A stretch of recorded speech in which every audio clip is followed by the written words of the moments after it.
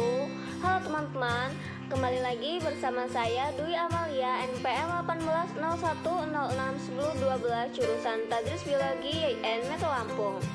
Nah, pada video saya kali ini, saya akan membahas tentang hardware dan software. Sebelum ke video yang selanjutnya, jangan lupa ya untuk like, comment, and subscribe. Nah, teman-teman sekalian, tahukah kalian apa itu hardware? Hardware atau dalam bahasa Indonesianya disebut dengan perangkat keras adalah salah satu komponen dari sebuah komputer yang sifat alatnya bisa dilihat dan diraba secara langsung atau yang berbentuk nyata yang berfungsi untuk mendukung proses komputerisasi. Jenis-jenis hardware. Yang pertama ada input device atau unit masukan. Nah, input device ini adalah perangkat keras yang digunakan untuk meneruskan informasi dan perintah-perintah kita pada komputer. Input device akan memasukkan data dan program ke dalam komputer, kemudian menerjemahkan kode-kode yang dikenal oleh media input ke dalam kode-kode yang dikenal komputer, dan mengirimkan data yang sudah berbentuk bit ke dalam media penyimpanan data. Maka itu, unit ini berfungsi sebagai media untuk memasukkan data dari luar ke dalam suatu memori dan prosesor untuk diolah guna menghasilkan informasi yang diperlukan. Berikut ini beberapa contoh dari hardware. Yang A yaitu keyboard. Keyboard sendiri merupakan sebuah perangkat input yang berisi tombol tekan di mana pengguna dapat memasukkan data dan instruksi ke dalam komputer. Penciptaan keyboard komputer berasal dari model mesin ketik yang diciptakan dan dipatenkan oleh Christopher Latham pada tahun 1868. Keyboard yang digunakan sekarang ini adalah jenis QWERTY. Jumlah tombol pada keyboard ini berjumlah 104 touch. Kemudian fungsi dari keyboard sendiri untuk mengetik dan memasukkan data, membantu membuat tulisan, bentuk gambar, dan menghapus kata, menggerakkan pointer atau kursor pada layar monitor. Kemudian yang B, mouse. Fungsi dari mouse ini untuk menggerakkan atau menempatkan pointer, memberikan perintah-perintah pada komputer, mempermudah dalam memberikan persetujuan, dan mempermudah dalam memilih pilihan atau option. Yang C yaitu touchpad. Biasanya dapat ditemukan pada laptop dan notebook, yaitu dengan menggunakan sentuhan jari. Biasanya unit ini dapat digunakan sebagai pengganti mouse. Selain touchpad, adalah model unit masukan yang sejenis, yaitu pointing stick dan trackball.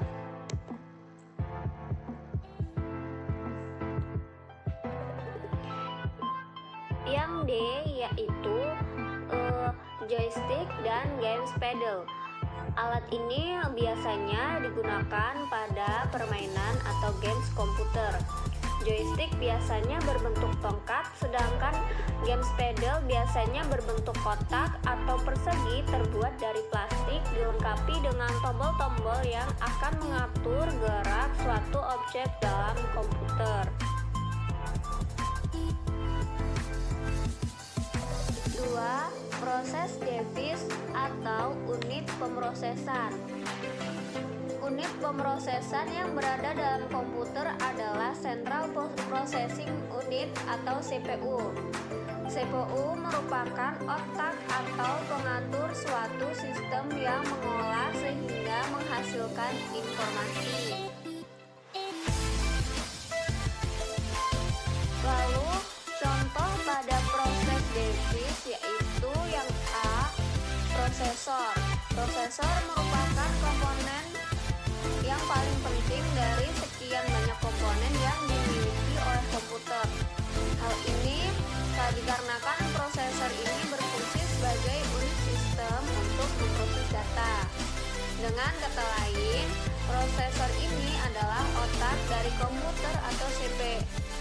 otak dari komputer atau biasa disebut dengan CPU yang bertugas sebagai pusat pemrosesan data.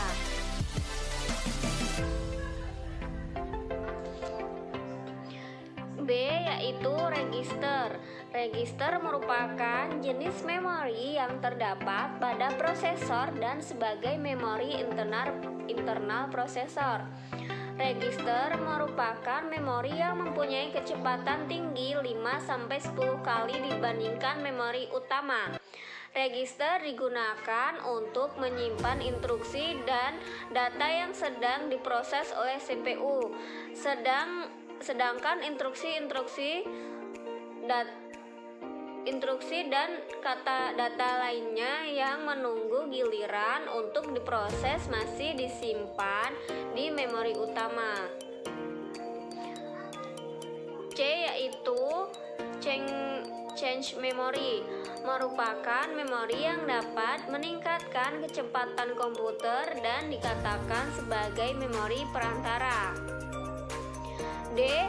ROM atau read only memory. Memori dalam CPU berfungsi membantu proses kerja komputer. ROM adalah salah satu memori mempunyai sifat hanya dapat dibaca dan tidak bisa diubah dan mempunyai sifat yang permanen atau tetap atau non-volatil. E yaitu RAM atau Random Access Memory, merupakan jenis-jenis memori yang dapat dibaca, diisi, dan diubah menurut kebutuhan. 3. Output device atau unit keluaran, merupakan peralatan yang berfungsi untuk mengeluarkan hasil pemrosesan atau pengeluaran data yang berasal dari CPU ke dalam suatu media yang dapat dibaca ataupun dapat digunakan untuk menyimpan data hasil proses. Hasil pemrosesan tersebut dapat digolongkan menjadi 4 bentuk, yaitu tulisan atau huruf, angka, simbol khusus, image dalam bentuk grafis atau gambar, suara, dan bentuk lain yang dapat dibaca oleh mesin. Contohnya yaitu A. Monitor. Monitor adalah salah satu jenis softcopy device karena keluarannya adalah berupa sinyal elektronik. Dalam hal ini berupa gambar yang tampil di layar monitor. Gambar yang tampil adalah hasil prosesan data ataupun informasi masukan. Monitor memiliki berbagai ukuran layar seperti layaknya sebuah televisi. 4. Streck device. Media streck adalah materi fisik tempat komputer menyimpan data, instruksi, dan informasi. Kapasitas adalah jumlah byte yang dapat disimpan oleh sebuah streck. Streck device adalah hardware komputer yang merekam atau mengambil data dari atau ke media streck. Contoh dari streck device yang A yaitu RAM atau Random Access Memory. Digunakan sebagai memori baca tulis, artinya dapat diisi dan isinya dapat dibaca kembali. B. ROM atau Read Only Memory, digunakan untuk menyimpan urutan instruksi tertentu yang sering digunakan sehingga lebih efisien jika selalu tersedia di memori. C. Bus. Data biasanya ditransfer antara menyimpan utama dan prosesor melalui perangkat bus yang secara efektif berarti mengirim beberapa atau banyak bit data secara paralel. D. Memory chunk, area penyanggaan temporer untuk data yang sedang diakses berulang-ulang dan untuk lewat semua data serta instruksi. Selanjutnya, software. Teman-teman, apakah kalian tahu apa itu software? Software disebut juga dengan perangkat lunak, merupakan beberapa perintah yang dieksekusi oleh mesin komputer dalam menjalankan pekerjaannya. Perangkat ini merupakan catatan bagi mesin komputer untuk menyimpan perintah maupun dokumen serta arsip lainnya.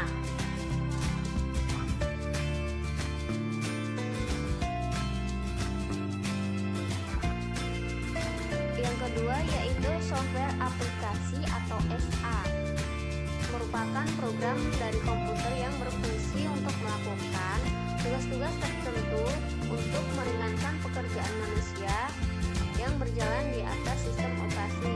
Nah, di sini contohnya itu ada Photoshop, CorelDRAW, dan lain-lain. Jenis-jenis software. Yang pertama ada sistem operasi. Software jenis ini memiliki fungsi untuk mengelola dan mengkoordinasikan semua komponen dan fungsi komputer. Sistem operasi harus ada di setiap komputer dan menjembatani interaksi antara komputer dengan pengguna atau user. Nah, di sini contohnya itu ada Windows, Unix, Linux, dan Macintosh. Yang terakhir, 3. Bahasa pemrograman. Software ini digunakan untuk membuat aplikasi. Penggunaan aplikasi ini biasa disebut dengan programmer. Jenis-jenis bahasa pemrograman antara lain yaitu bahasa assembly, bahasa Fortran, dan bahasa generasi. Sekian yang dapat saya sampaikan. Semoga bermanfaat. Wassalamualaikum warahmatullahi wabarakatuh.